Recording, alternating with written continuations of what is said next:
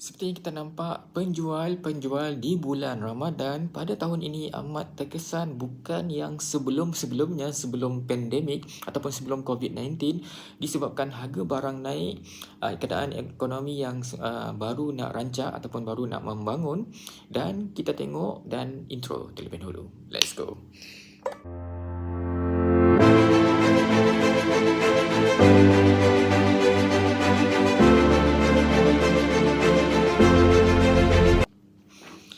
Salam NHA channel di sini. Kepada tentang kecil ini bantu saya dengan tekan butang subscribe dan tekan butang loceng untuk notifikasi anda.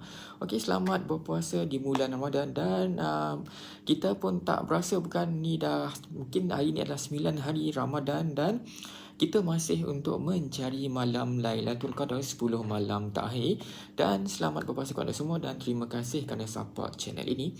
Okey, topik kita hari ini adalah berkaitan dengan penjual-penjual yang kita tengok dekat media sosial ataupun kita tengok secara fizikal pergi ke bazar Ramadan dan sebagainya.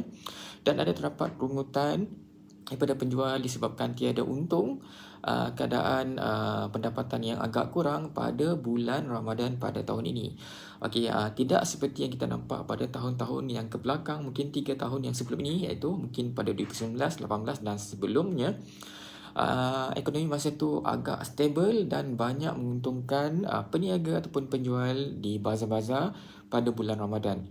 Tetapi untuk tahun ni agak lain sedikit, agak kurang sedikit disebabkan kita pun nampak ekonomi baru nak rancak, baru nak membangun. So dekat situ dia ambil dia punya trend tu agak slow sedikit.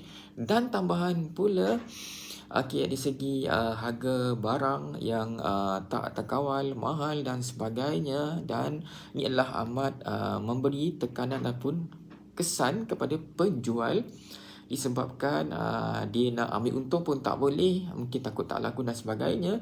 Kalau dia tak buat begitu, so dia akan mengalami kerugian. So macam tak balai lah. Okey, contoh dia jual contoh harga barang dah naik. Harga sekarang ni mungkin dalam kita tengok donat, mungkin ada yang 5 sen, 80 sen atau RM1 bergantung dia punya saiz. Okey, kita jual 50 sen. Dan mungkin dia terpaksa naikkan menjadi RM1 satu biji disebabkan keadaan ekonomi yang memaksa harga barang dan nak naik lah.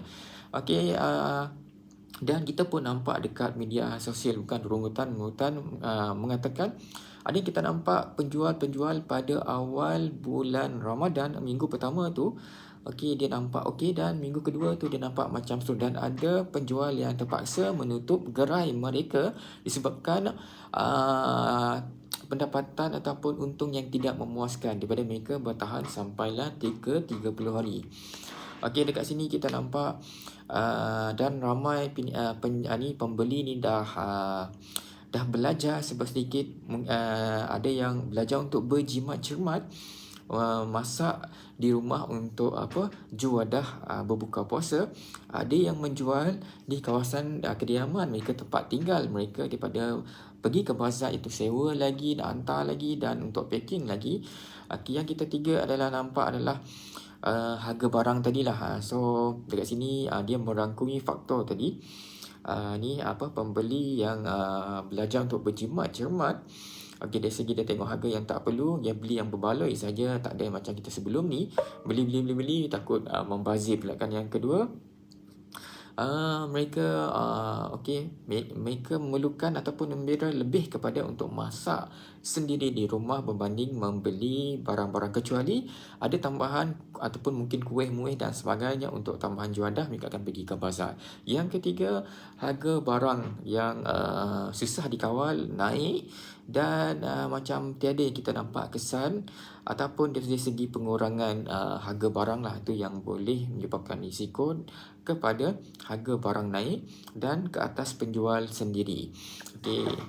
Okey, itu saja yang saya nak rangkumkan untuk kita share-share, kongsi-kongsi pada pagi ini. Jangan lupa support NHA channel, subscribe NHA channel sehingga kita jumpa lagi pada next petang. Sudah tengok kan? Subscribe. Assalamualaikum. Bye.